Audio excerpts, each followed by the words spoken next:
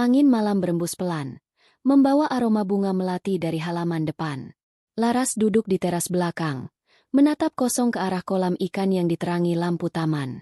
Rumah ini besar, bahkan terlalu besar untuk mereka berdua. Dulu, saat pertama kali Bram membawanya ke sini setelah mereka menikah, rasanya seperti mimpi. Sebuah istana yang akan mereka isi dengan tawa dan cinta. Tapi kini, istana itu terasa dingin dan asing. Gema tawa yang terdengar bukan lagi miliknya, melainkan milik Rina. Rina, rekan kerja Bram. Awalnya Laras tidak menaruh curiga. Ia menyambut Rina dengan tangan terbuka, seperti ia menyambut teman-teman Bram yang lain. Rina ramah, pandai bicara, dan tahu cara mengambil hati Ibu Wati, ibu mertuanya. Terlalu pandai. Mungkin. Laras ingat pertama kali Rina menginap. Alasannya karena mereka harus menyelesaikan proyek penting dan akan lebih efisien jika Rina tidak perlu pulang pergi ke apartemennya yang cukup jauh. Laras mengiyakan. Ia bahkan menyiapkan kamar tamu dengan spray terbaik dan memastikan semuanya nyaman. Malam itu, ia mendengar suara tawa dari ruang kerja Bram hingga larut. Ia mencoba bergabung, membawa teh hangat dan biskuit. Namun obrolan mereka tentang istilah-istilah teknis dan gosip kantor membuatnya merasa seperti orang luar. Ia hanya tersenyum canggung lalu kembali ke kamar, membiarkan suaminya bekerja dengan rekan kerjanya. Kejadian itu terulang. Sekali, dua kali, lalu menjadi kebiasaan. Rina semakin sering berada di rumah mereka. Akhir pekan, hari kerja, sepertinya tidak ada bedanya. Ia akan datang dengan dalih pekerjaan. Namun akhirnya ikut sarapan bersama, memberi masukan tentang menu makan malam, bahkan menemani Ibu Wati menonton sinetron sore. Laras mulai merasa seperti tamu di rumahnya sendiri. Posisi duduk favoritnya di sofa ruang keluarga kini sering diisi oleh Rina. Cangkir teh yang biasa ia gunakan, kini sering berada di tangan Rina. Ia merasa wilayahnya perlahan-lahan diinvasi, direbut secara halus tanpa ia bisa melakukan perlawanan. Ibu Wati, yang awalnya menjaga jarak dengan Laras, kini terlihat sangat akrab dengan Rina. Mereka bisa menghabiskan waktu berjam-jam di dapur, mencoba resep baru yang Rina dapat dari internet. Rina ini lincah sekali di dapur. Tidak seperti kamu, Laras. Kaku, ujar Ibu Wati suatu sore. Cukup keras untuk didengar Laras yang sedang merapikan taman. Hati Laras seperti teriris. Ia memang tidak sepandai Rina dalam memasak masakan modern. Tapi ia selalu berusaha menyajikan makanan kesukaan Bram dan ibu mertuanya. Usahanya seakan tak terlihat, terhapus oleh kehadiran Rina yang lebih sempurna. Puncaknya adalah saat acara arisan keluarga besar Bram. Laras sudah menyiapkan segalanya dari jauh-jauh hari. Ia memesan catering, mendekorasi ruang tamu, dan memilih gaun terbaiknya. Namun, beberapa jam sebelum acara dimulai, Rina datang. Ia mengenakan gaun yang warnanya senada dengan kemeja batik yang dipakai Bram. Wah, kebetulan sekali, Bram. Kita seperti pasangan, kata Rina sambil tertawa renyah. Bram hanya tersenyum, senyum yang dulu hanya untuk Laras. Ibu Wati menimpali. Kalian memang serasi. Sama-sama cerdas, sama-sama supel. Selama acara berlangsung, Laras merasa seperti bayangan. Para tante dan sepupu Bram lebih banyak berbincang dengan Rina. Mereka memuji karir Rina, kecantikannya, kemampuannya berbaur. Rina dengan lihai menceritakan tentang proyek-proyek besarnya bersama Bram, membuat mereka berdua terlihat seperti pasangan hebat yang menaklukkan dunia bisnis. Laras, sang istri sah, hanya berdiri di sudut, memegang piring kue yang bahkan tidak ia sentuh. Ia mencoba tersenyum, mencoba menyapa. Namun tatapan mereka seolah menembus dirinya. Ia tidak ada di sana. Malam itu, setelah semua tamu pulang dan rumah kembali sepi, Laras mencoba bicara pada Bram. Ia masuk ke kamar, melihat suaminya sedang melepas kemeja batiknya. Bram, panggilnya pelan. Bram menoleh. Wajahnya terlihat lelah. Ya, kenapa?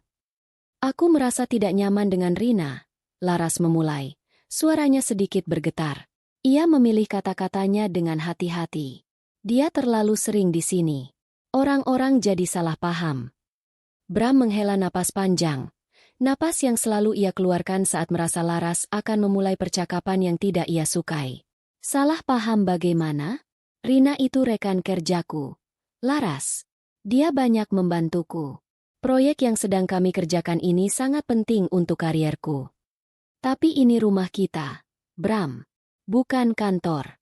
Aku merasa, aku tidak punya ruang lagi di sini.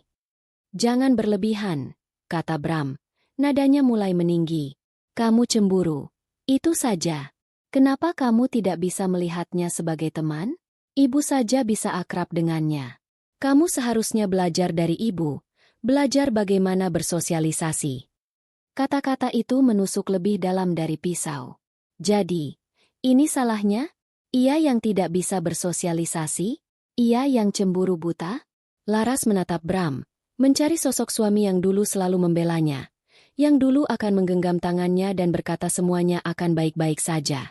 Tapi yang ia temukan adalah orang asing dengan tatapan dingin dan kata-kata yang menyakitkan. Ini bukan tentang cemburu, bisik Laras, lebih pada dirinya sendiri.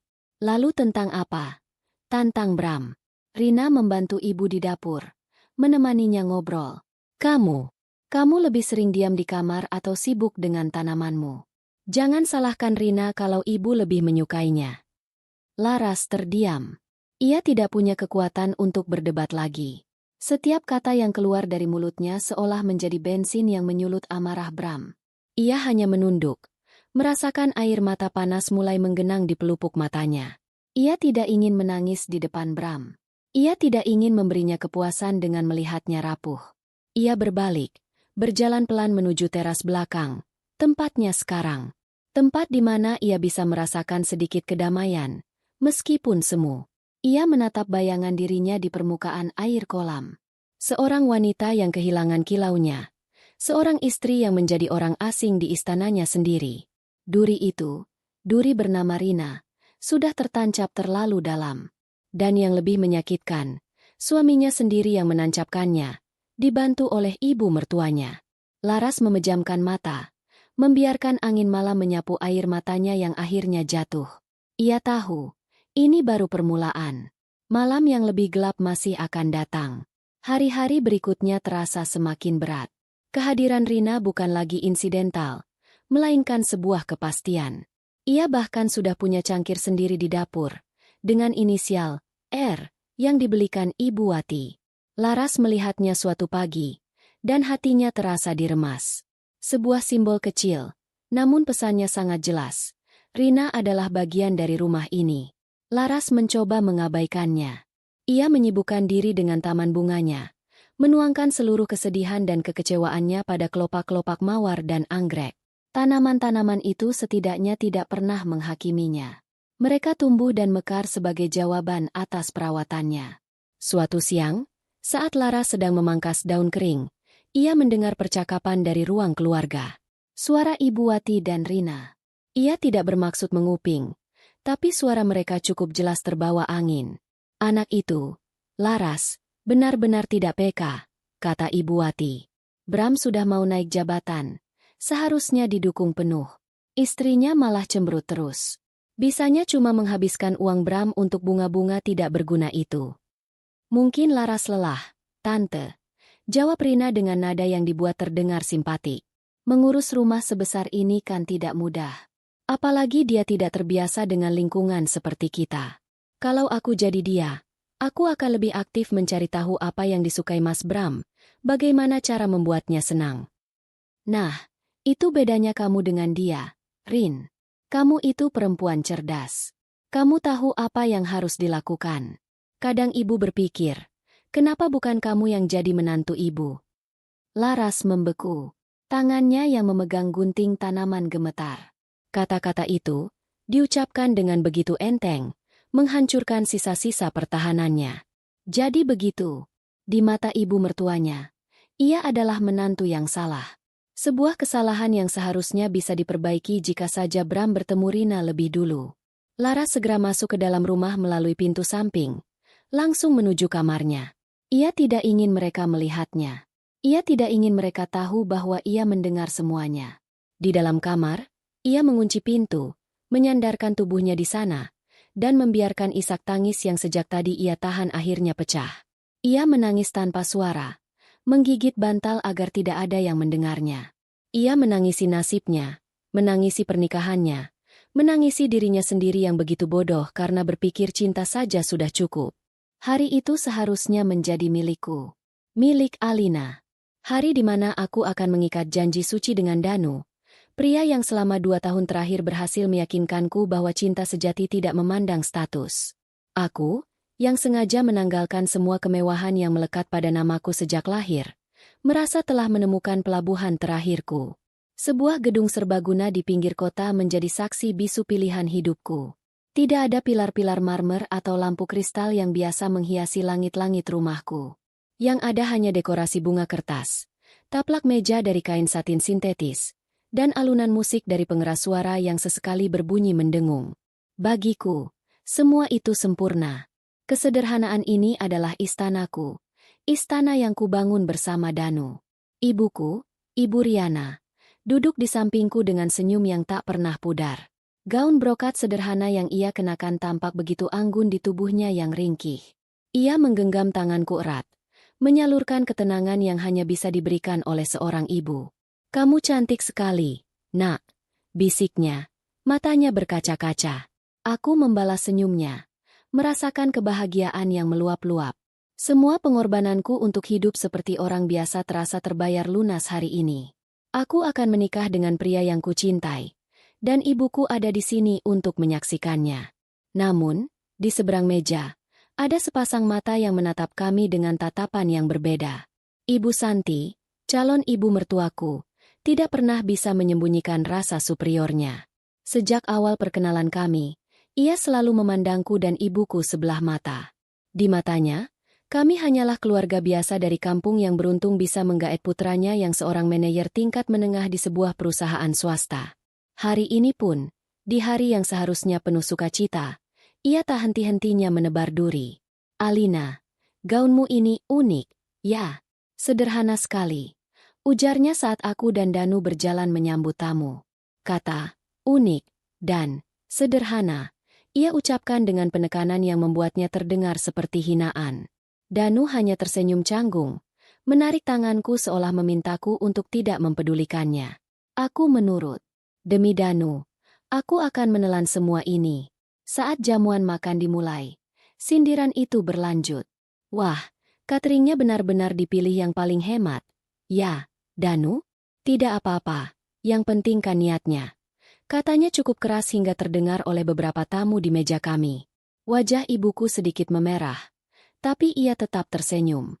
Ia menyendokkan sepotong rendang ke piringku, seolah berkata, "Sabar, Nak." Aku mencoba menikmati makananku, mencoba fokus pada Danu yang duduk di sampingku. Tapi pikiranku terusik. Aku melihat bagaimana Ibu Santi memperlakukan pelayan, dengan bentakan-bentakan kecil dan gestur tangan yang merendahkan. Aku melihat bagaimana ia membandingkan acara pernikahanku dengan pernikahan anak temannya yang diadakan di Hotel Bintang 5. Setiap katanya adalah jarum kecil yang menusuk-nusuk gelembung kebahagiaanku. Danu, suamiku sebentar lagi, hanya diam. Ia tidak membela aku, tidak membela ibuku, tidak membela pilihan kami. Ia hanya sibuk menenangkan ibunya dengan bisikan-bisikan yang tak bisa kudengar. Puncak dari segalanya terjadi begitu cepat, namun terasa begitu lambat di mataku. Ibuku, dengan niat baik, bangkit dari kursinya untuk mengambilkan segelas air untuk Ibu Santi yang baru saja terbatuk. Saat berbalik, tubuhnya yang sudah tidak sekuat dulu tanpa sengaja menyenggol lengan Ibu Santi yang sedang memegang sendok sup. Sedikit kuah, hanya beberapa tetes, mengenai gaun sutra berwarna marun yang dikenakan Ibu Santi. Noda itu kecil, nyaris tak terlihat. "Astaga!" Ibu Santi menjerit. Suaranya melengking tinggi, menarik perhatian seluruh ruangan. Musik berhenti. Semua mata tertuju ke meja kami. "Lihat apa yang kau lakukan." "Gaunku. Kau tahu berapa harga gaun ini? Gajimu setahun pun mungkin tidak cukup untuk menggantinya." Bentaknya pada ibuku. Ibuku, dengan wajah pucat pasi, menunduk dalam-dalam. "Maaf, Bu. Saya benar-benar tidak sengaja." "Maafkan saya," cicitnya. Tangannya gemetar. Ia mencoba membersihkan noda itu dengan tisu, namun tangannya ditepis dengan kasar oleh Ibu Santi. "Tidak sengaja katamu? Kau iri, kan?" Kau sengaja ingin merusak penampilanku di hari pernikahan anakku, kan? Dasar orang kampung tidak tahu aturan.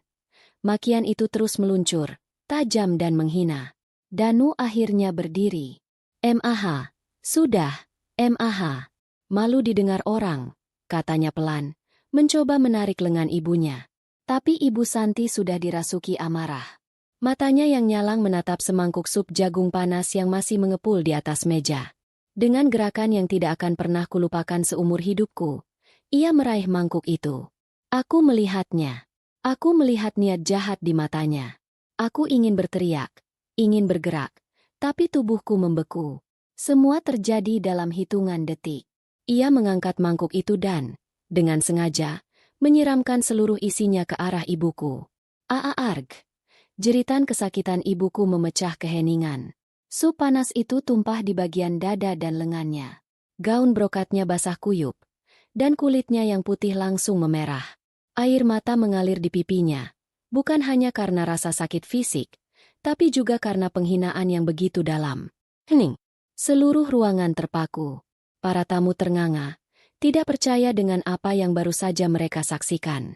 Danu membeku di tempatnya, mulutnya terbuka, menatap ibunya dengan ngeri. Dalam 1 detik itu, sesuatu di dalam diriku patah. Gelembung kebahagiaan yang kubangun dengan susah payah pecah berkeping-keping. Cinta yang kurasakan untuk Danu menguap, digantikan oleh amarah dingin yang membakar. Eksperimen hidup sederhanaku telah berakhir dengan cara yang paling menyakitkan. Aku bangkit dari kursiku. Gaun pengantinku terasa seperti kostum konyol.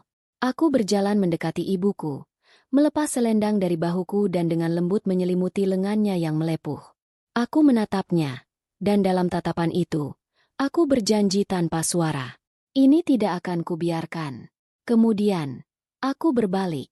Aku menatap Ibu Santi dengan tatapan yang belum pernah kulihat sebelumnya di cermin. Tatapan dingin, kosong, dan tanpa ampun. Aku berjalan melewati Danu yang masih mematung, meraih mikrofon yang tergeletak di atas panggung kecil. Suaraku tidak bergetar. Suaraku terdengar asing di telingaku sendiri, tenang namun mematikan. "Selamat sore, Bapak dan Ibu sekalian." Aku memulai, suaraku menggema di seluruh ruangan yang senyap. Semua mata tertuju padaku. "Terima kasih sudah datang untuk menyaksikan hari yang seharusnya menjadi hari bahagiaku." Aku berhenti sejenak.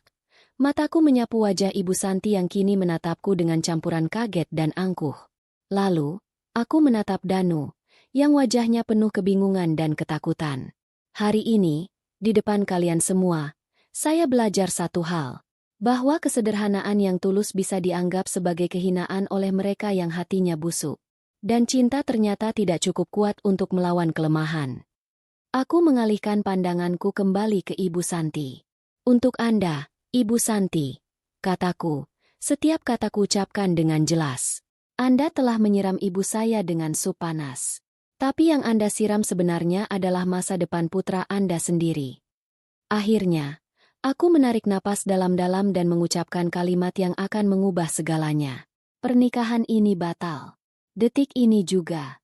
Bagi keluarga Danu, anggap ini hari terakhir kalian bisa menghina ibuku dengan tenang. Karena mulai besok, kalian akan belajar arti dari penyesalan. Kehampaan yang dirasakan Laras pada malam ulang tahun pernikahannya ternyata bukanlah dasar dari jurang kesedihan. Ia salah. Ternyata masih ada ruang yang lebih dalam, lebih gelap, dan lebih dingin. Beberapa hari setelah malam yang menyakitkan itu, Bram mengajaknya bicara di ruang keluarga. Ini adalah hal yang langka.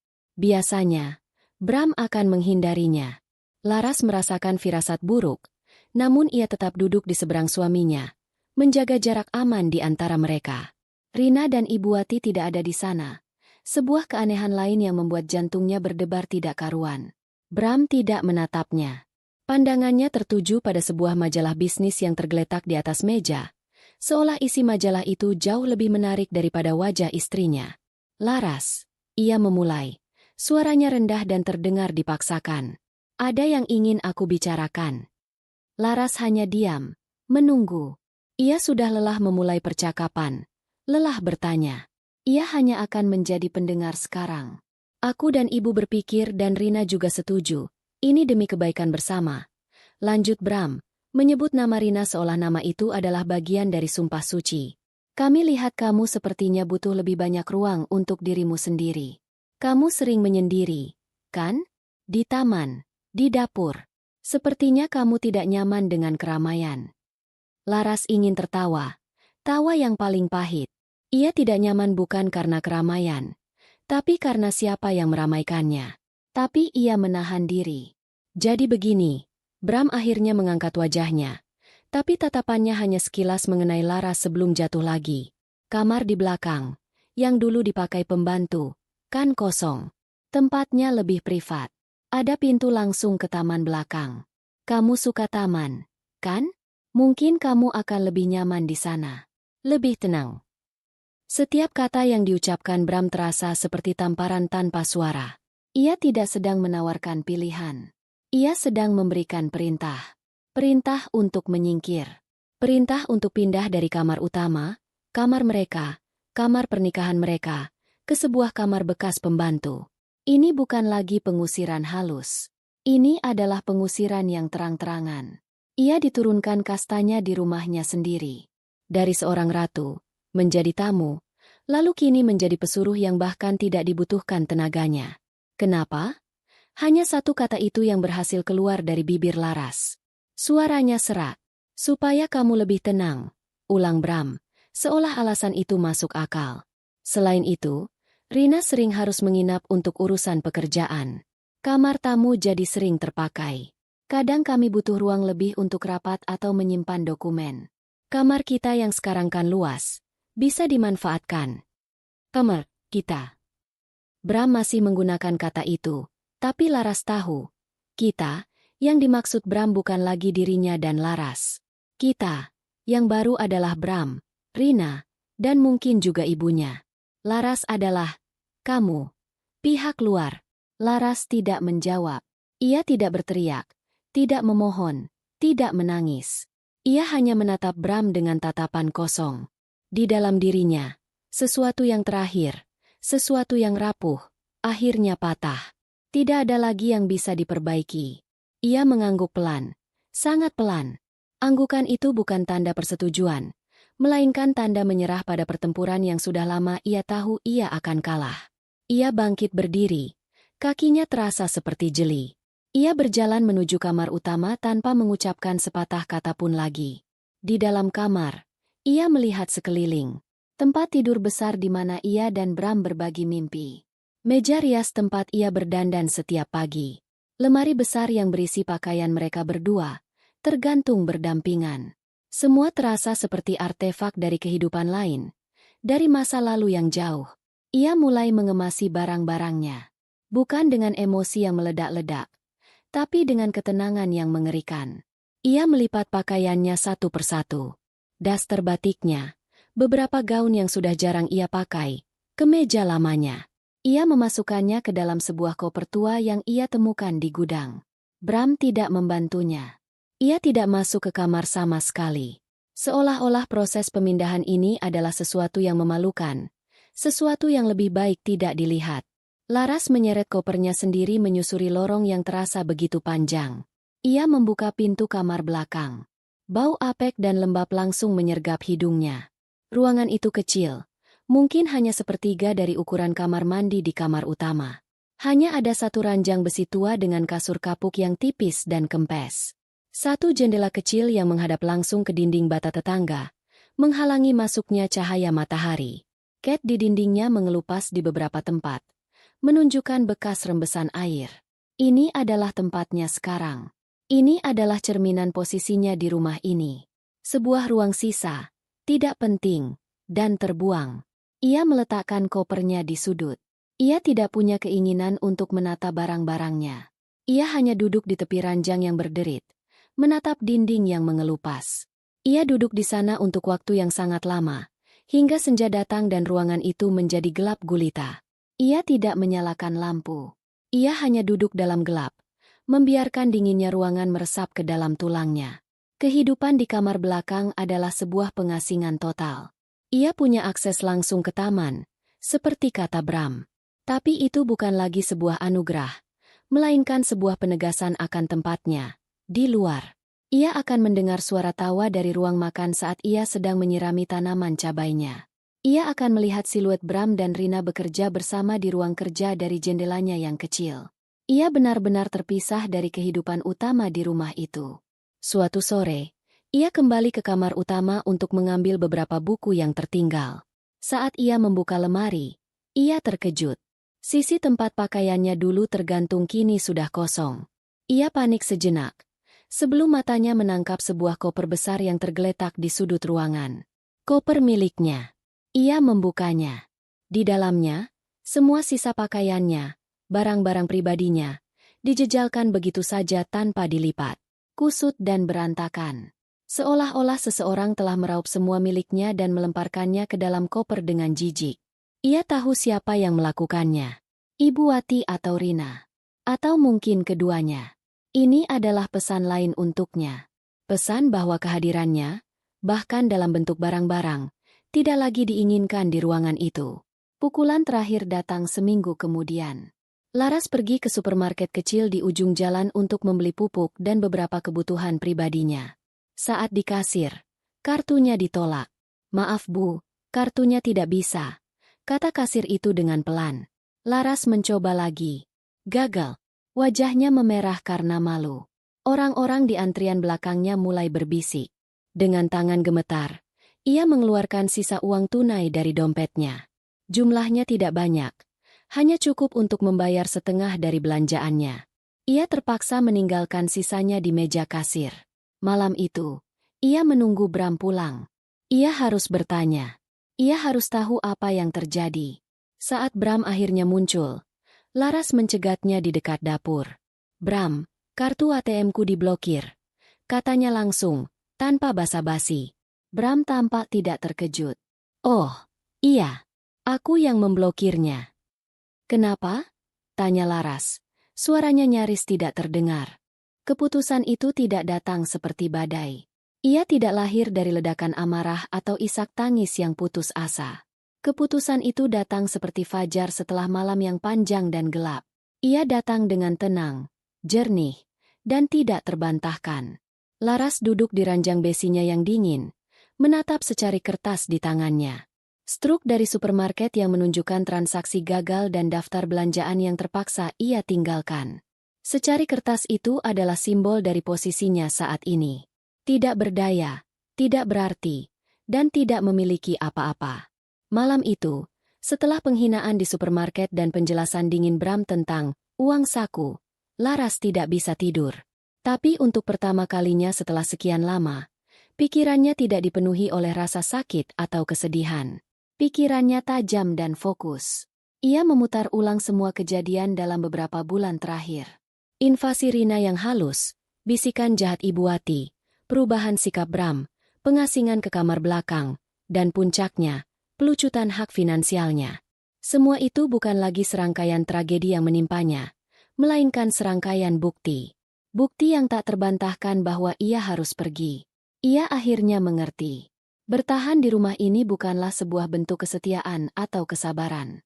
Bertahan di sini adalah bentuk bunuh diri secara perlahan. Ia akan mati sedikit demi sedikit setiap hari. Kewarasannya akan terkikis. Harga dirinya akan terinjak-injak hingga tak bersisa. Dan jiwanya akan layu seperti tanaman yang tidak pernah disiram. Ia menatap dinding yang lembab di hadapannya. Rumah ini, istana yang dulu ia impikan, telah berubah menjadi penjara. Penjara yang indah dari luar, namun membusuk dari dalam. Dan ia tidak mau menjadi narapidana seumur hidup. "Aku pergi bukan karena aku kalah," bisiknya pada kegelapan. "Aku pergi karena aku memilih untuk menang. Menang atas diriku sendiri."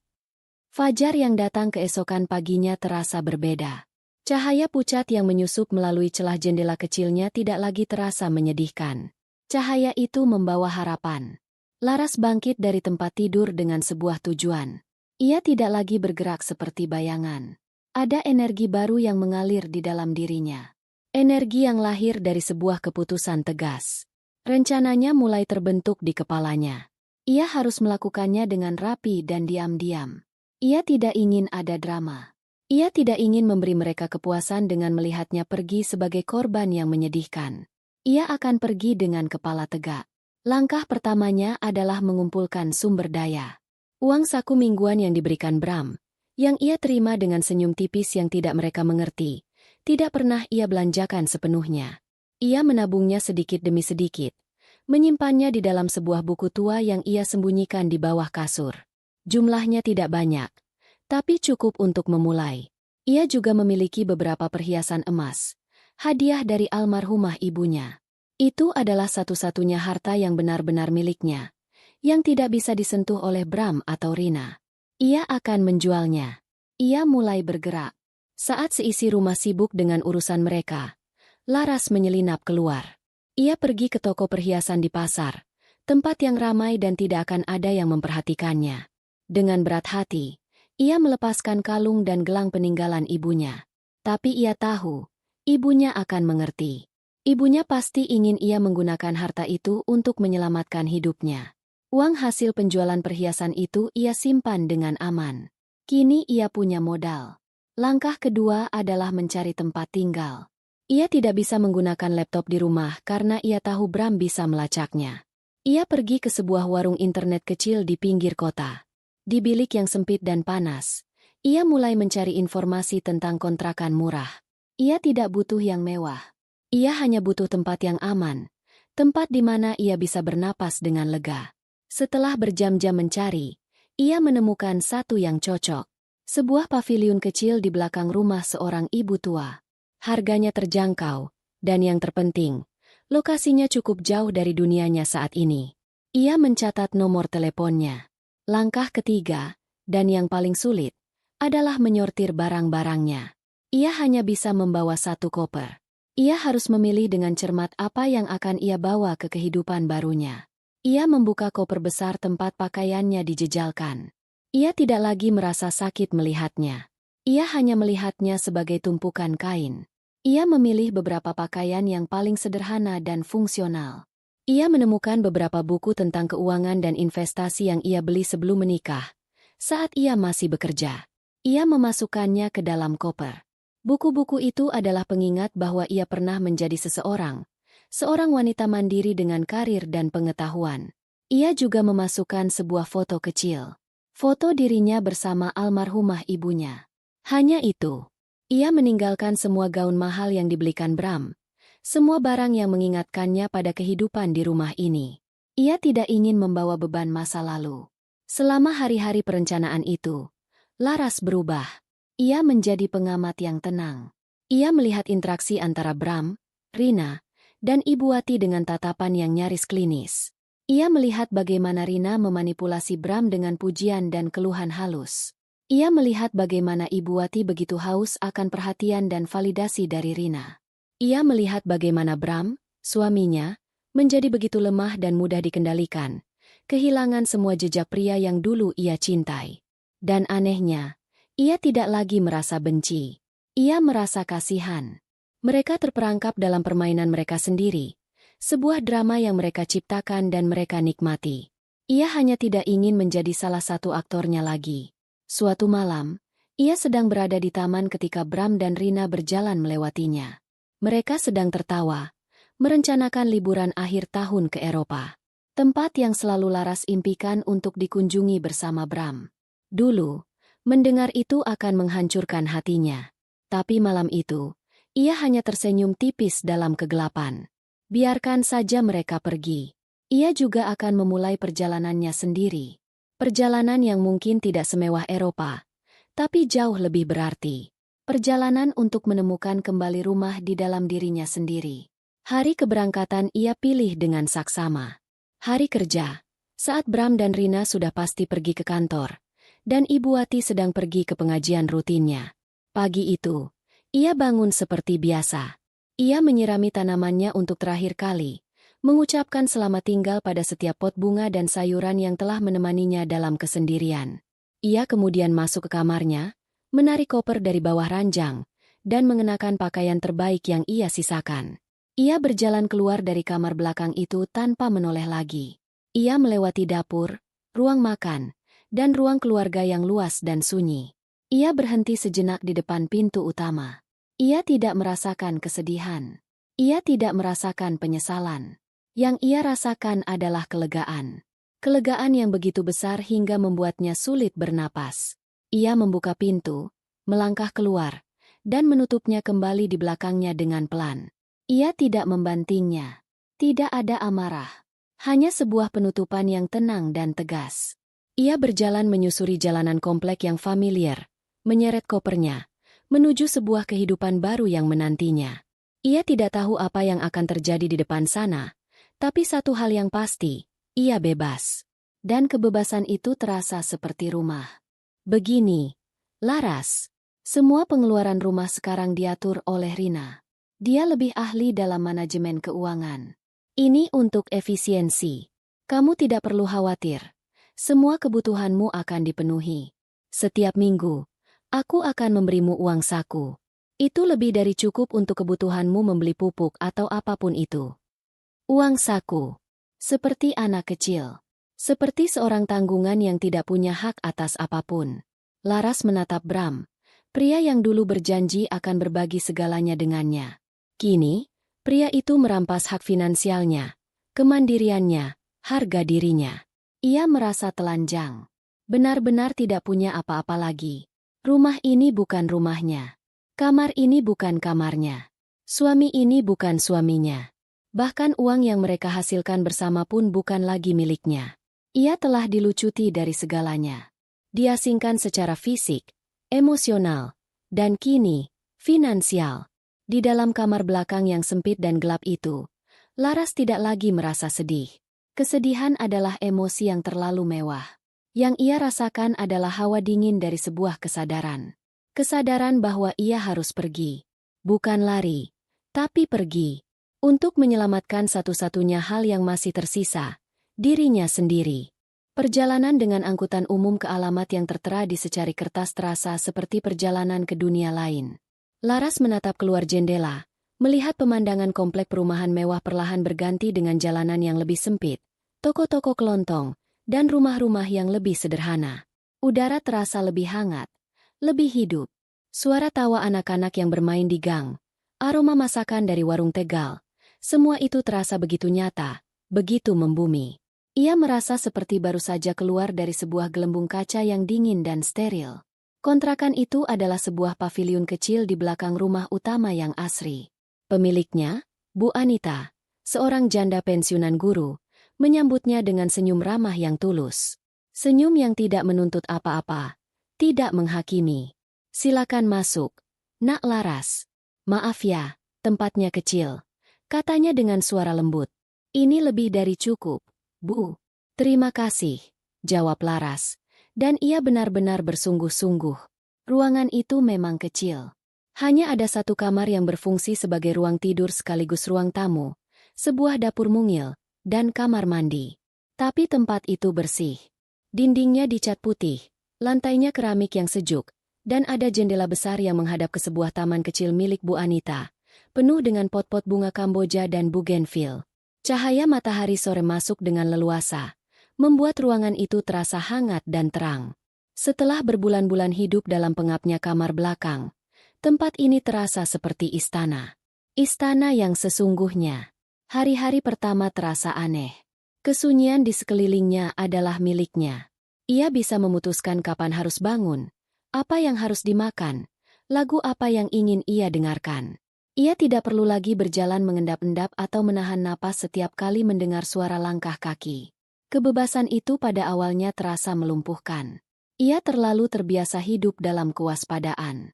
Ia akan membeli sebungkus mie instan dan sebutir telur, memasaknya di panci kecilnya, lalu memakannya sambil duduk di lantai. Mie instan itu terasa seperti makanan paling mewah di dunia, karena ia membelinya dengan uangnya sendiri dan memakannya dalam damai. Perlahan, ia mulai membangun kembali rutinitasnya. Ia membuka kopernya dan menata barang-barangnya. Tidak banyak, hanya beberapa helai pakaian, beberapa peralatan mandi, dan tumpukan buku-buku lamanya. Ia mengeluarkan buku-buku tentang perencanaan keuangan, manajemen investasi, dan analisis pasar. Sampulnya sudah sedikit kusam, tapi isinya adalah dunia yang pernah ia kuasai. Ia mulai membaca. Ia membaca dari pagi hingga malam, Seperti seorang mahasiswa yang akan menghadapi ujian akhir. Ia melahap setiap halaman, setiap grafik, setiap studi kasus.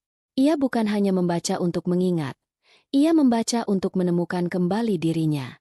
Menemukan Laras yang cerdas, Laras yang analitis, Laras yang pernah punya mimpi sebelum mimpi itu direnggut oleh sebuah pernikahan.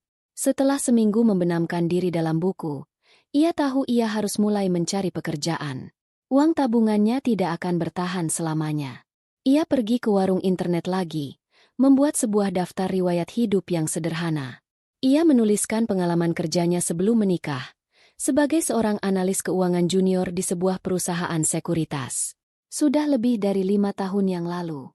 Sebuah lubang besar menganga di riwayat kerjanya. Sebuah lubang bernama pernikahan.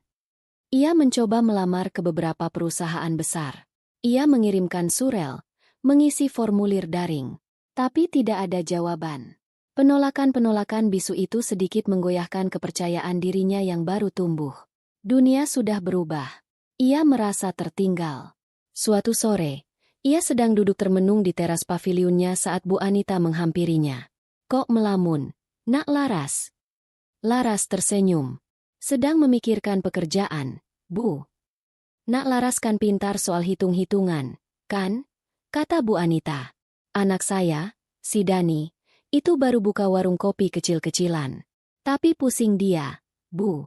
Katanya uang masuk dan keluar tidak jelas. Untung atau rugi saja dia tidak tahu. Mungkin Nak Laras bisa kasih masukan sedikit." Sebuah ide terlintas di benak Laras. "Tentu, Bu." Dengan senang hati. Malam itu, Dani datang menemuinya, membawa setumpuk nota dan buku catatan yang berantakan. Laras tidak menertawakannya. Ia justru mendengarkan dengan sabar.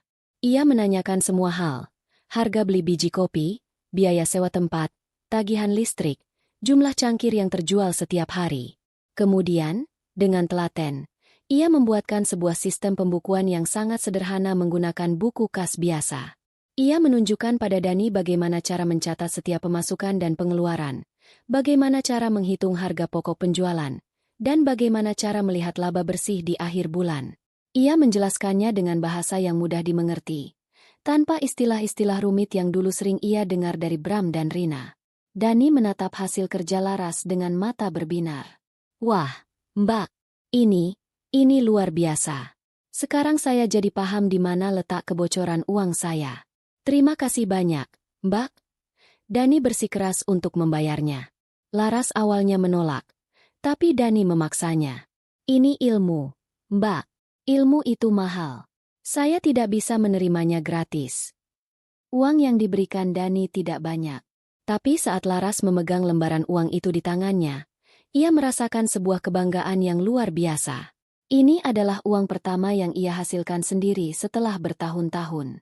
Uang dari keahliannya, dari otaknya. Malam itu, ia tidak bisa tidur. Bukan karena cemas, tapi karena terlalu bersemangat. Ia sadar, mungkin ia tidak perlu bekerja di perusahaan besar. Mungkin ia bisa memulai dari sini. Dari hal-hal kecil. Ia membuat sebuah kartu nama sederhana, dicetak di percetakan kecil dekat pasar. Hanya tertulis, "Laras, konsultan keuangan pribadi usaha kecil." Ia memberikan beberapa pada Dani. Ternyata, itu adalah langkah yang tepat. Dani, yang puas dengan hasilnya, menceritakan tentang Mbak Laras yang hebat kepada teman-temannya sesama pengusaha kecil. Seminggu kemudian, Laras mendapatkan klien pertamanya dari mulut ke mulut. Seorang pemilik usaha catering rumahan yang kesulitan mengatur arus kasnya. Laras membantunya dengan metode yang sama. Sabar, teliti, dan jujur. Ia tidak hanya memberikan solusi, tapi ia juga mendidik kliennya. Ia ingin mereka mandiri secara finansial. Reputasinya mulai terbentuk di lingkungan itu. Ia dikenal sebagai konsultan yang merakyat, yang biayanya terjangkau tapi hasilnya nyata. Kliennya bertambah. Dari pemilik warung, pengusaha laundry coin, hingga pasangan muda yang ingin menabung untuk uang muka rumah. Setiap klien adalah sebuah cerita, sebuah tantangan baru. Laras menemukan gairah hidupnya kembali. Ia tidak lagi hanya membangun karir. Ia sedang membangun kembali puing-puing kehidupannya, Sepotong demi sepotong. Ia membeli sebuah laptop bekas dari uang yang ia kumpulkan. Ia membuat laporan-laporan sederhana untuk kliennya. Paviliun kecilnya kini berubah menjadi kantor sekaligus rumah. Di salah satu dindingnya, ia menempel sebuah papan tulis kecil. Di sana, ia menulis target-targetnya, daftar kliennya, dan kutipan-kutipan yang memberinya semangat. Suatu malam, setelah menyelesaikan laporan untuk seorang klien, ia membuat secangkir teh dan duduk di terasnya. Ia menatap langit malam yang cerah. Ia teringat pada kehidupannya yang dulu. Rumah besar, mobil mewah, gaun-gaun mahal. Semua itu terasa begitu jauh dan tidak nyata. Ia membandingkannya dengan hidupnya sekarang. Ia mungkin tidak punya apa-apa jika diukur dengan materi. Tapi di sini, di paviliun kecil ini, ia punya sesuatu yang jauh lebih berharga. Kedamaian, harga diri, dan sebuah masa depan yang ia bangun dengan tangannya sendiri. Dan itu sudah lebih dari cukup. Sementara Laras sedang menata kembali hidupnya dari nol, di rumah besar yang ia tinggalkan, sesuatu mulai retak. Kepergian Laras yang sunyi pada awalnya tidak terlalu terasa. Bram dan Ibu Wati bahkan merasa lega. Tidak ada lagi wajah murung yang berkeliaran di rumah. Tidak ada lagi kehadiran canggung yang membuat mereka merasa bersalah. Rina dengan cepat mengambil alih posisi nyonya rumah. Ia memindahkan barang-barangnya ke kamar utama, mengisi sisi lemari yang ditinggalkan Laras dengan gaun-gaun mahalnya. Ia menjadi ratu di istana itu. Namun, menjadi ratu ternyata tidak semudah yang ia bayangkan. Rina adalah rekan kerja yang hebat, seorang negosiator yang ulung, tapi ia adalah manajer rumah tangga yang buruk. Ia terbiasa dilayani. Ia tidak tahu bagaimana cara mengurus tagihan-tagihan, bagaimana cara mengatur menu makan, atau bagaimana cara berurusan dengan asisten rumah tangga. Rumah yang dulu selalu bersih dan teratur kini mulai terasa berantakan. Debu mulai terlihat di sudut-sudut ruangan. Makanan lebih sering dipesan dari luar, membuat pengeluaran membengkak. Taman yang dulu dirawat Laras dengan penuh cinta kini mulai merana. Daun-daun kering berserakan, dan bunga-bunga mulai layu. Ibu Wati, yang awalnya memuja-muja Rina, kini mulai sering mengeluh di belakang. Rumah ini jadi seperti kapal pecah sejak Laras pergi, keluhnya pada Bram suatu malam. Rina itu bisanya cuma dandan dan pergi kerja. Urusan rumah tidak ada yang beres. Bram mulai merasakan kekosongan itu. Ia pulang kerja ke rumah yang terasa dingin. Tidak ada lagi aroma masakan rumahan yang menyambutnya. Tidak ada lagi teh hangat yang menunggunya di meja. Ia mulai merindukan hal-hal kecil yang dulu ia anggap remeh. Kehadiran Laras yang tenang, caranya menata bunga di vas. Bahkan diamnya Laras pun kini terasa lebih baik daripada celoteh Rina yang seringkali hanya berisi keluhan tentang pekerjaan atau permintaan untuk dibelikan barang-barang mewah. Keretakan di rumah menjalar hingga ke pekerjaan Bram. Laras, tanpa disadari Bram, adalah penyeimbang emosinya. Ia adalah tempat Bram pulang, tempat di mana ia bisa melepaskan semua beban kantor. Dengan Laras, Bram bisa menjadi dirinya sendiri. Dengan Rina, Bram harus selalu tampil hebat, selalu siaga. Tekanan itu membuatnya sering salah mengambil keputusan di kantor. Didorong oleh ambisi Rina yang menggebu-gebu, Bram menyetujui sebuah proyek investasi yang berisiko tinggi tanpa melakukan analisis mendalam. Ia ingin membuktikan pada Rina dan pada dunia bahwa ia adalah seorang pebisnis yang hebat. Proyek itu gagal total. Perusahaan kehilangan banyak uang, dan posisi Bram sebagai manajer terancam. Bonus akhir tahun yang mereka andalkan untuk menutupi gaya hidup mewah mereka tidak akan pernah ada. Saat itulah masalah keuangan yang sebenarnya mulai muncul ke permukaan. Tagihan kartu kredit Rina menumpuk. Cicilan mobil sport Bram tertunggak. Mereka terbiasa hidup dari gaji ke gaji, tanpa tabungan darurat yang berarti. Kemewahan yang mereka pamerkan ternyata hanyalah sebuah fasad yang rapuh. Dalam kepanikan, Bram memutuskan untuk menjual salah satu aset mereka, sebuah rumah toko kecil di pinggir kota yang selama ini disewakan. Uangnya bisa digunakan untuk menutupi utang dan sebagai modal baru. Rina, tolong urus surat-surat ruko itu. Kita jual secepatnya. Perintah Bram. Rina, dengan kepercayaan diri yang biasa, mulai mengurusnya. Namun, ia kembali dengan wajah pucat dan kebingungan. Bram, ada masalah, katanya. Masalah apa lagi? Bentak Bram, yang suasana hatinya semakin memburuk setiap hari. "Ruko itu suratnya atas nama Laras," kata Rina pelan. Bram terdiam. Ia baru ingat. Bertahun-tahun yang lalu, atas saran seorang konsultan pajak, ia memang menaruh beberapa aset atas nama Laras. Tujuannya untuk menghindari pajak yang tinggi. Ia tidak pernah berpikir itu akan menjadi masalah. Itu hanya formalitas di atas kertas, pikirnya. Tidak hanya ruko itu, lanjut Rina. Suaranya bergetar. Tanah di puncak, dan bahkan rumah yang kita tempati ini, sertifikatnya juga atas nama dia. Rasanya seperti ada bom yang meledak di ruangan itu. Bram, Rina, dan Ibu Wati yang ikut mendengar, saling berpandangan dengan ngeri. Mereka, yang selama ini merasa berkuasa, yang telah mengusir pemilik sah dari rumahnya, ternyata tidak memiliki apa-apa. Mereka hanyalah penumpang di kapal milik Laras. Kapal yang kini sudah mereka rusak dan mereka tidak tahu bagaimana cara memperbaikinya. Mereka mencoba mencari Laras. Bram menelepon semua teman lama Laras yang ia tahu. Tapi tidak ada yang tahu keberadaannya. Laras seolah lenyap di telan bumi. Ia tidak meninggalkan jejak apapun. Kepanikannya berubah menjadi kemarahan, lalu ketakutan. Mimpi buruk mereka menjadi kenyataan beberapa minggu kemudian. Sekelompok pria berbadan tegap datang ke rumah mereka.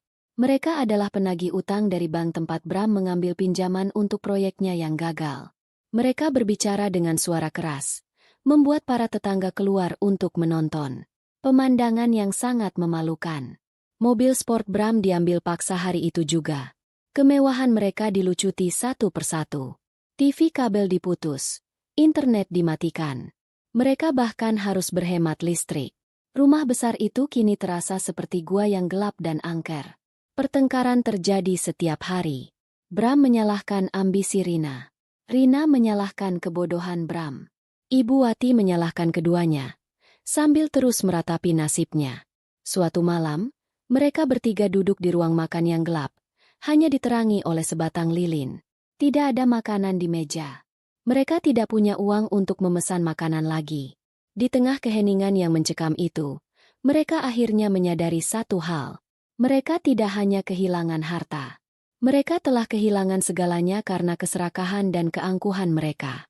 Karma yang mereka pikir tidak akan pernah datang, ternyata hanya tertunda. Dan kini, ia datang untuk menagih semuanya, tanpa sisa. 3 tahun berlalu. Bagi sebagian orang, 3 tahun mungkin hanya waktu yang singkat. Tapi bagi Laras, 3 tahun adalah sebuah era. Sebuah era pembangunan kembali, penemuan diri, dan pertumbuhan yang tidak pernah ia bayangkan sebelumnya. Paviliun kecil di belakang rumah Bu Anita masih menjadi rumahnya. Namun kini paviliun itu bukan lagi sekadar tempat berlindung, melainkan pusat dari sebuah operasi bisnis yang berkembang. Konsultasi keuangan Laras Handayani tidak lagi hanya melayani usaha-usaha kecil di sekitar lingkungannya. Dari mulut ke mulut, reputasinya sebagai seorang konsultan yang jujur, teliti, dan memiliki empati yang tinggi menyebar luas. Ia mulai mendapatkan klien yang lebih besar, perusahaan-perusahaan rintisan di bidang teknologi yang membutuhkan arahan finansial, para profesional muda yang ingin merencanakan masa pensiun mereka, bahkan beberapa ekspatriat yang butuh bantuan untuk memahami sistem keuangan lokal. Ia tidak pernah beriklan. Hasil kerjanya adalah iklannya yang paling efektif. Ia kini memiliki sebuah kantor kecil yang ia sewa tidak jauh dari kontrakannya, dengan 2 orang staf muda yang membantunya. Ia tetap menjadi pribadi yang sederhana. Ia tidak membeli mobil mewah atau apartemen megah. Keuntungan dari bisnisnya ia investasikan kembali atau ia tabung dengan bijak. Ia telah belajar pelajaran paling berharga. Keamanan finansial sejati bukanlah tentang pamer kemewahan, melainkan tentang memiliki kendali penuh atas hidupmu sendiri. Ia bahagia. Sebuah kebahagiaan yang tenang, yang berasal dari dalam. Suatu pagi, sebuah surel masuk ke komputernya. Surel itu berasal dari panitia Indonesia Financial Summit, sebuah acara seminar tahunan yang sangat bergengsi. Mereka mengundangnya untuk menjadi salah satu pembicara. Laras membaca surel itu berulang kali. Ia pikir ada kesalahan. Pembicara lain di acara itu adalah para direktur bank, ekonom ternama, dan pejabat pemerintah. Siapa dirinya dibandingkan mereka? Ia hampir saja menghapus surel itu, menganggapnya sebagai lelucon. Tapi kemudian ia menatap papan tulis di dinding kantornya. Di sana, tertulis salah satu target yang ia tulis 3 tahun lalu, berbagi ilmu. Ia ragu. Ia tidak pernah berbicara di depan banyak orang. Ia lebih nyaman bekerja di balik layar, dengan angka dan laporan. Rasa takut dan sindrom penipu mulai merayapinya. Malamnya, ia menceritakan hal itu pada Bu Anita, yang sudah ia anggap seperti ibunya sendiri. Bu Anita tersenyum hangat. Kenapa takut? Nak Laras? Ilmu yang kamu punya itu nyata. Kamu tidak menipu siapa-siapa. Kamu membantu banyak orang. Ceritakan saja apa yang kamu tahu. Ceritakan saja pengalamanmu. Kadang, cerita yang jujur itu lebih berharga daripada teori yang rumit. Kata-kata Bu Anita memberinya kekuatan. Ia memutuskan untuk menerima undangan itu. Ia akan menghadapi ketakutannya. Selama 2 minggu, ia mempersiapkan materinya. Ia tidak akan berbicara tentang teori pasar modal yang kompleks atau strategi investasi yang muluk-muluk. Ia akan berbicara tentang sesuatu yang ia pahami hingga ke tulang sumsumnya, membangun fondasi keuangan dari nol, dan bagaimana kemandirian finansial adalah kunci dari harga diri. Ia tidak akan menyebut nama Bram, Rina, atau Ibu Wati. Tapi cerita mereka, cerita kejatuhannya dan kebangkitannya, adalah jiwa dari presentasi yang akan ia sampaikan. Hari seminar pun tiba. Laras berdiri di belakang panggung sebuah hotel bintang 5 yang megah. Jantungnya berdebar kencang. Dari celah tirai, ia bisa melihat ratusan orang mengisi kursi di aula. Mereka semua mengenakan setelan mahal dan terlihat begitu percaya diri. Laras menarik napas dalam-dalam. Ia menatap gaun sederhana namun elegan yang ia kenakan, dibeli dari salah satu butik kliennya. Ia bukan lagi Laras yang memakai daster kusam di taman belakang. Ia adalah Laras Handayani, seorang profesional. Sementara itu, di antara kerumunan penonton, duduk 2 orang yang terlihat tidak pada tempatnya. Bram dan Rina. Mereka tidak lagi mengenakan pakaian rancangan desainer.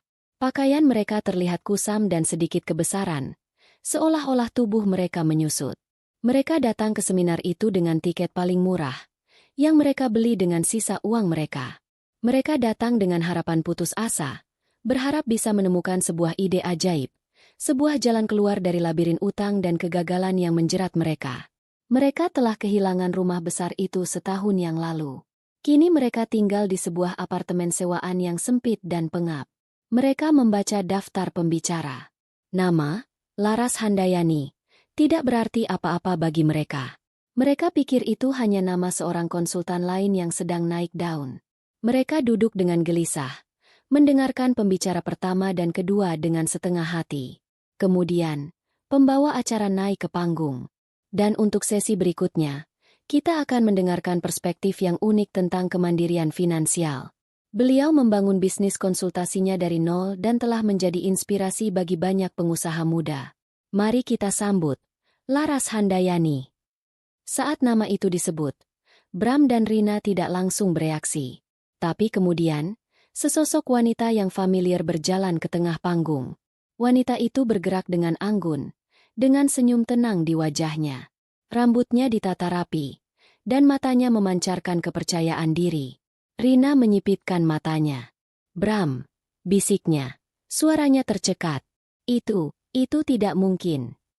Bram membeku. Dunianya seakan berhenti berputar. Wanita di atas panggung itu, wanita yang sedang disambut dengan tepuk tangan meriah itu, adalah Laras. Istrinya, wanita yang telah mereka usir dan anggap tidak berharga, kini berdiri di sana, di puncak dunia mereka yang telah runtuh. Rasa kaget, tidak percaya, malu, dan sesal menghantam mereka seperti gelombang tsunami. Laras memulai presentasinya. Suaranya jernih dan mantap, memenuhi seluruh ruangan. Ia tidak terdengar seperti orang yang baru pertama kali berbicara di depan umum. Selamat pagi, ia memulai. Saya di sini bukan untuk memberi Anda rumus cepat kaya. Saya di sini untuk berbagi cerita tentang nilai. Bukan nilai saham atau nilai properti, tapi nilai diri sendiri. Ia mulai bercerita tentang pentingnya memiliki dana darurat, yang ia sebut sebagai dana kebebasan. Tentang bagaimana membangun aset bukan untuk pamer, tapi untuk menciptakan keamanan. Setiap kalimat yang ia ucapkan terasa seperti tamparan bagi Bram dan Rina. Banyak orang terjebak dalam ilusi kemewahan, lanjut Laras, matanya menatap lurus ke depan, seolah menembus setiap penonton. Mereka membeli barang-barang yang tidak mereka butuhkan, dengan uang yang tidak mereka miliki, untuk membuat orang yang tidak mereka sukai terkesan.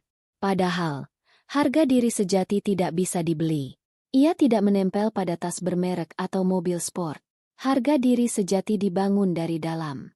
Ia dibangun dari kejujuran, kerja keras, dan kemampuan untuk berdiri di atas kaki sendiri, tidak peduli sekecil apapun langkah awal Anda. Bram menunduk. Ia tidak sanggup menatap panggung lagi. Setiap kata Laras adalah cerminan dari semua kesalahannya. Ia, yang dulu mengejek Laras karena tidak bisa bersosialisasi, dan wawasannya sempit, kini duduk di sini sebagai pecundang, mendengarkan wejangan dari wanita yang telah ia sia-siakan. Rina menatap Laras dengan campuran antara benci dan kagum. Ia melihat wanita yang dulu ia anggap sebagai saingan yang lemah, kini telah melampauinya dalam segala hal. Laras tidak membalas dendam dengan cara yang picik. Ia membalas dendam dengan menjadi versi terbaik dari dirinya sendiri. Dan itu adalah kekalahan yang paling telak bagi Rina. Perjalanan pulang dari seminar terasa seperti perjalanan menuju tiang gantungan. Tidak ada yang bicara di dalam bus kota yang sesak itu. Bram menatap kosong keluar jendela, melihat kehidupan kota yang sibuk, namun pikirannya berada di tempat lain. Ia terus-menerus melihat bayangan Laras di atas panggung. Laras yang tenang, Laras yang berwibawa, Laras yang sukses. Bayangan itu menyiksanya, menjadi bukti nyata dari kebodohan terbesar dalam hidupnya. Rina duduk di sampingnya, memeluk tasnya dengan erat. Untuk pertama kalinya, tidak ada lagi keangkuhan di wajahnya. Yang tersisa hanyalah kelelahan dan kekalahan. Seminar itu, yang seharusnya menjadi sumber inspirasi, justru menjadi cermin yang memantulkan semua kegagalan mereka. Mereka tidak hanya bangkrut secara finansial, mereka bangkrut secara moral. Sesampainya di apartemen mereka yang sempit, keheningan itu pecah. Bukan oleh pertengkaran seperti biasanya, melainkan oleh isak tangis Rina yang tertahan. Kita salah, Bram, katanya di sela-sela isakannya. Kita sudah sangat salah menilainya. Bram tidak menjawab. Ia hanya duduk di sofa usang, menyandarkan kepalanya dan memejamkan mata. Ia tidak punya energi lagi untuk menyalahkan Rina, atau ibunya, atau siapapun.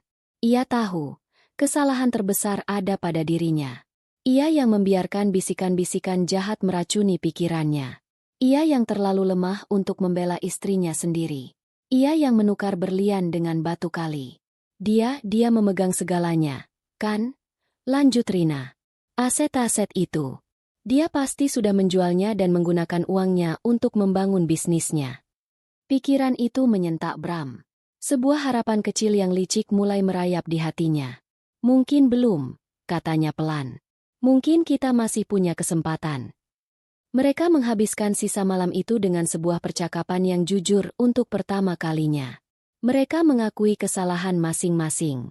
Rina mengakui ambisinya yang buta dan kekejamannya pada Laras. Bram mengakui kelemahannya dan ketidakadilannya. Mereka sadar, mereka tidak bisa terus seperti ini. Mereka berada di titik terendah. Dan di tengah keputusasaan itu, nama Laras kembali muncul. Bukan lagi sebagai sumber masalah, tapi sebagai satu-satunya solusi. Kita harus menemuinya, kata Bram akhirnya. Kita harus minta maaf. Dan kita harus mengajaknya bekerja sama. Bayangkan, Rin, dengan keahliannya di bidang keuangan dan pengalaman kita di lapangan, kita bisa membangun semuanya lagi. Kali ini dengan benar. Rencana itu terdengar begitu naif, begitu putus asa. Tapi bagi mereka, itu adalah satu-satunya pegangan. Dengan sedikit usaha, mereka berhasil mendapatkan nomor telepon kantor Laras dari situs web seminarnya. Rina yang menelepon, dengan suara yang dibuat serendah hati mungkin. Di luar dugaan, Laras setuju untuk bertemu. Mereka memilih sebuah kedai kopi yang tenang, tempat yang netral. Bram dan Rina datang lebih awal. Mereka sudah berlatih apa yang akan mereka katakan. Mereka akan meminta maaf sebesar-besarnya, mengakui semua kesalahan mereka, lalu memaparkan proposal kerja sama mereka. Laras datang tepat waktu. Ia tidak lagi mengenakan pakaian formal seperti di seminar. Ia hanya memakai blus sederhana dan celana panjang kain. Tapi aura ketenangan dan kepercayaan dirinya tetap terpancar kuat. Ia duduk di hadapan mereka, memesan secangkir teh, dan menunggu. Bram yang memulai. Ia mengucapkan permintaan maaf yang panjang dan berbelit-belit. Ia menceritakan semua penyesalannya. Bagaimana hidupnya hancur setelah Laras pergi.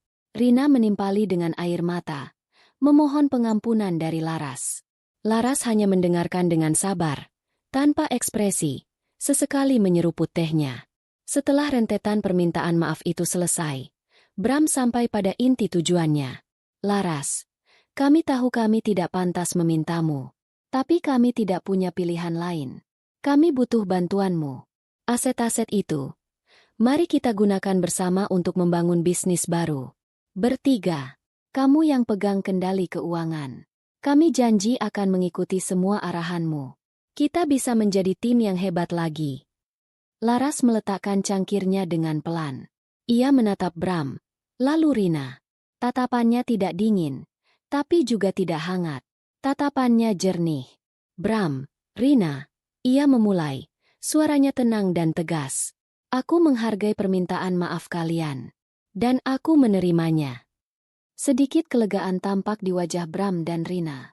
Aku menerimanya, lanjut Laras. Bukan untuk kalian, tapi untuk diriku sendiri. Aku sudah lama memaafkan kalian.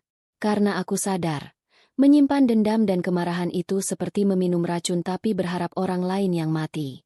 Aku tidak mau meracuni hidupku yang baru dengan sisa-sisa masa lalu. Ia berhenti sejenak, membiarkan kata-katanya meresap. Tapi, lanjutnya, dan kata, tapi, itu terasa begitu berat. Memaafkan bukan berarti melupakan. Dan yang terpenting, memaafkan bukan berarti aku harus kembali ke dalam situasi yang pernah menghancurkanku. Tentang proposal kerja sama kalian, jawabanku adalah tidak. Jawaban itu singkat, lugas, dan tak terbantahkan. Harapan di wajah Bram dan Rina langsung padam. Aku tidak akan bekerja sama dengan kalian, jelas Laras. Bukan karena aku benci, tapi karena kita sudah berbeda. Aku telah membangun hidupku sendiri, dengan nilai-nilai yang berbeda. Aku bekerja berdasarkan kepercayaan dan kejujuran. Maaf, tapi aku tidak bisa lagi mempercayai kalian berdua dalam urusan bisnis. Lalu bagaimana dengan aset-aset itu? Tanya Bram dengan suara lemah. Tentang itu, kalian tidak perlu khawatir, kata Laras. Aku sudah menghubungi pengacara. Kita akan menyelesaikan semuanya secara hukum. Semua aset yang terdaftar atas namaku akan dilikuidasi. Hasilnya akan kita bagi sesuai dengan hak masing-masing. Aku akan mengambil apa yang menjadi hakku, dan kalian akan mendapatkan apa yang menjadi hak kalian. Setelah itu, urusan kita selesai. Penjelasan Laras begitu rapi, begitu profesional, begitu final. Tidak ada celah untuk negosiasi. Ia telah memikirkan segalanya. Laras bangkit berdiri. Ia mengeluarkan beberapa lembar uang dari dompetnya dan meletakkannya di atas meja. Aku yang bayar, katanya. Sebuah gestur kecil yang menunjukkan siapa yang kini memegang kendali. Aku permisi dulu. Pengacaraku yang akan menghubungi kalian selanjutnya. Ia berbalik dan berjalan keluar dari kedai kopi itu tanpa menoleh lagi. Ia meninggalkan Bram dan Rina yang duduk mematung di meja mereka. Penyesalan mereka nyata. Rasa sakit mereka nyata. Tapi semuanya sudah terlambat. Pintu itu telah ditutup oleh Laras. Bukan dibanting dengan amarah, melainkan ditutup dengan pelan dan dikunci dengan rapat. Mereka akhirnya mengerti. Kesempatan kedua adalah sebuah kemewahan yang tidak semua orang bisa dapatkan. Terutama bagi mereka yang telah menyia-nyiakan kesempatan pertama dengan begitu kejam. Pidato Laras ditutup dengan tepuk tangan yang paling meriah hari itu. Banyak orang berdiri untuk memberinya penghormatan. Setelah turun dari panggung, Laras langsung dikerumuni oleh orang-orang yang ingin mengucapkan selamat, mengajukan pertanyaan, atau sekadar memberinya kartu nama.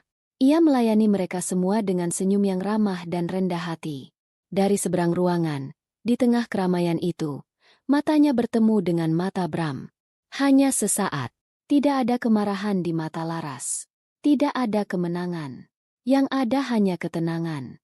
Sebuah pengakuan bisu bahwa mereka pernah berbagi masa lalu, tapi kini berjalan di dunia yang sama sekali berbeda. Ia kemudian mengalihkan pandangannya, kembali fokus pada orang-orang di sekelilingnya. Bagi Laras, pertemuan itu adalah sebuah kebetulan. Tapi bagi Bram dan Rina, itu adalah sebuah vonis. Mereka melihat dengan mata kepala sendiri, bagaimana wanita yang mereka buang telah membangun kembali kerajaannya dari puing-puing yang mereka ciptakan. Sementara mereka, kini tersesat di antara puing-puing kerajaan mereka sendiri yang telah hancur. Mereka keluar dari aula seminar itu sebelum acara selesai, berjalan dalam diam, merasakan kekalahan yang paling pahit dan mutlak. Pertemuan di kedai kopi itu adalah titik akhir.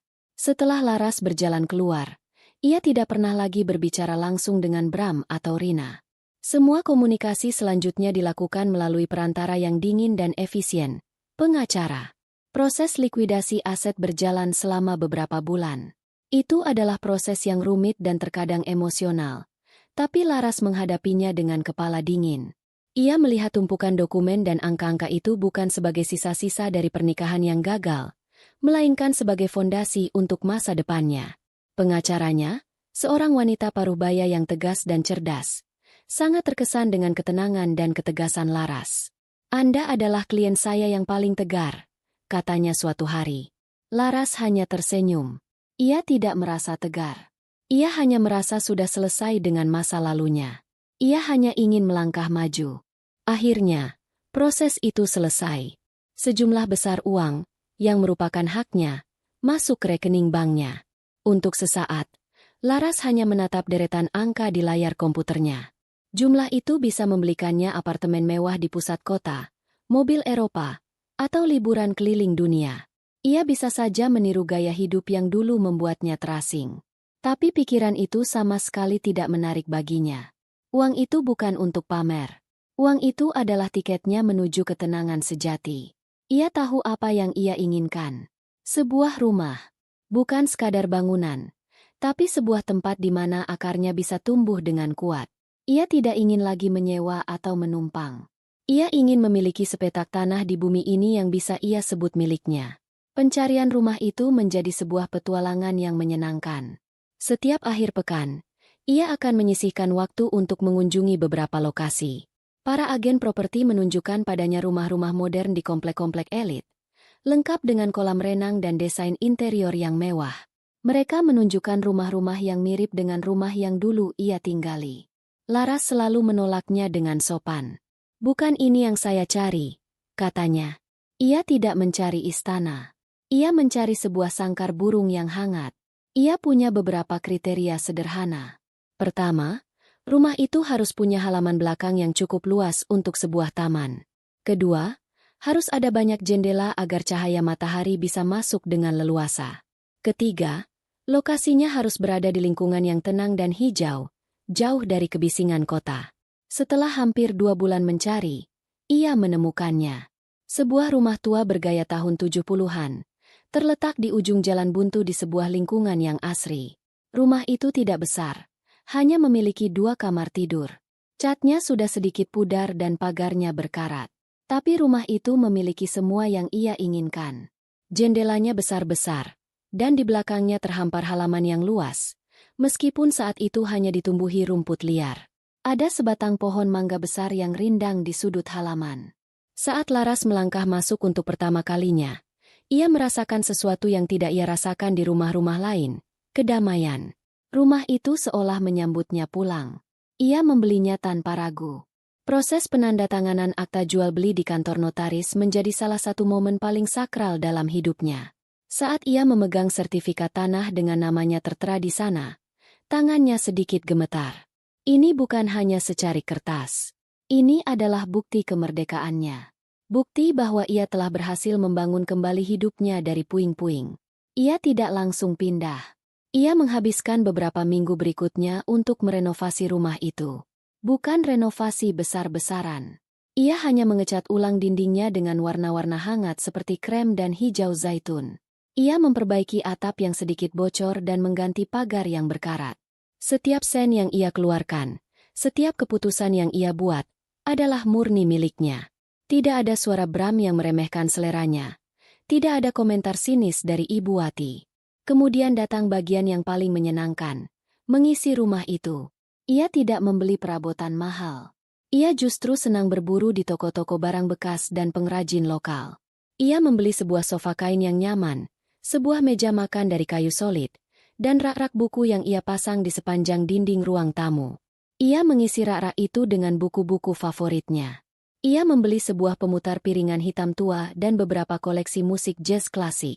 Rumah itu perlahan-lahan mulai mencerminkan jiwanya. Sederhana, hangat, dan penuh karakter. Prioritas utamanya adalah halaman belakang. Ia menyewa seorang tukang kebun untuk membantunya membersihkan rumput liar dan menggemburkan tanah. Setelah itu, ia mengerjakannya sendiri. Setiap pagi sebelum berangkat ke kantor dan setiap sore setelah pulang, ia akan berada di sana. Ia menanam berbagai macam bunga, mawar, melati, bunga matahari. Ia juga membuat sebuah peta khusus untuk sayur-sayuran, cabai, tomat, kangkung, dan bayam.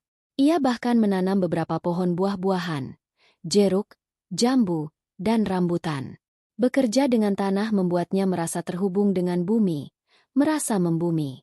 Setiap tunas baru yang muncul terasa seperti sebuah kemenangan kecil. Akhirnya, hari kepindahan itu tiba. Ia hanya membawa beberapa kotak dari paviliun Bu Anita. Ia menata barang-barangnya dengan hati-hati. Malam pertama di rumah barunya, ia tidak bisa tidur. Bukan karena cemas, tapi karena terlalu bahagia. Ia berjalan menyusuri setiap ruangan dalam kegelapan, menyentuh dindingnya, menghirup aroma cat baru yang bercampur dengan aroma tanah basah dari halaman. Ia membuat secangkir teh dan duduk di teras belakang. Hanya ada suara jangkrik dan desau angin yang menggoyangkan daun-daun pohon mangga. Ia menatap rumahnya yang diterangi cahaya lampu temaram. Sebuah rumah kecil yang sederhana. Tapi di dalam kesederhanaan itu, ia menemukan kekayaan yang tidak ternilai. Ia teringat pada rumahnya yang dulu. Rumah megah yang dingin. Perabotan impor yang terasa asing. Kemewahan yang terasa hampa. Ia dulu berpikir kebahagiaan itu ada di sana. Di dalam kemegahan itu. Ia salah besar. Kebahagiaan sejati ternyata ada di sini. Di dalam ketenangan. Di dalam kebebasan untuk menjadi diri sendiri. Di dalam kebanggaan karena berhasil menciptakan surga kecilnya sendiri. Rumah ini bukan sekadar tempat tinggal. Rumah ini adalah cerminan jiwanya yang telah sembuh. Sebuah rumah baru, untuk sebuah harapan yang baru. 1 tahun setelah ia pindah ke rumah barunya, kehidupan Laras telah menemukan ritmenya yang indah. Pagi hari dimulai dengan secangkir teh hangat di teras belakang, ditemani oleh seekor kucing belang 3 yang ia adopsi dan ia beri nama, Damai. Setelah menyirami tamannya yang kini rimbun dan produktif, ia akan berjalan kaki ke kantornya yang letaknya hanya beberapa blok dari rumah. Bisnis konsultasinya terus berkembang. Ia kini dianggap sebagai salah satu suara paling terpercaya di bidang perencanaan keuangan untuk usaha kecil dan menengah. Ia sering diundang menjadi pembicara, tapi ia memilihnya dengan selektif. Ia lebih suka menghabiskan waktunya untuk berinteraksi langsung dengan klien-kliennya, atau mengadakan lokakarya gratis untuk para pedagang pasar sebulan sekali. Ia menemukan kebahagiaan dalam memberdayakan orang lain, melihat mereka tumbuh seperti tanaman di kebunnya. Lingkaran pertemanannya pun tumbuh secara organik. Bu Anita masih sering berkunjung, membawakan kue-kue buatannya. Beberapa mantan kliennya kini menjadi teman dekatnya. Mereka akan berkumpul di rumah Laras pada akhir pekan, memasak bersama menggunakan sayuran yang dipetik langsung dari kebun, atau sekadar mengobrol dan tertawa hingga sore. Rumahnya tidak pernah sepi, tapi keramaian itu adalah keramaian yang hangat, yang lahir dari ketulusan. Di tengah kehidupannya yang penuh dan damai, sesekali ia mendengar kabar tentang Bram dan Rina. Bukan karena ia mencari tahu, tapi karena dunia terkadang begitu kecil. Ia dengar, uang bagian mereka dari penjualan aset habis dalam waktu kurang dari setahun. Mereka mencoba memulai bisnis lagi, sebuah kafe dengan konsep yang trendy, tapi gagal karena manajemen yang buruk dan pertengkaran yang terus-menerus. Kini, Bram bekerja sebagai seorang marketing di sebuah perusahaan kecil, dengan gaji yang pas-pasan. Rina, setelah beberapa kali gagal mendapatkan pekerjaan di level manajerial karena reputasinya yang buruk, Akhirnya bekerja sebagai staf administrasi. Mereka masih bersama, terikat bukan oleh cinta, melainkan oleh kegagalan bersama dan ketiadaan pilihan lain. Mereka hidup dalam bayang-bayang penyesalan, sebuah hukuman yang mereka ciptakan sendiri. Laras tidak merasakan apa-apa saat mendengar kabar itu. Tidak ada rasa puas, tidak ada rasa kasihan yang berlebihan.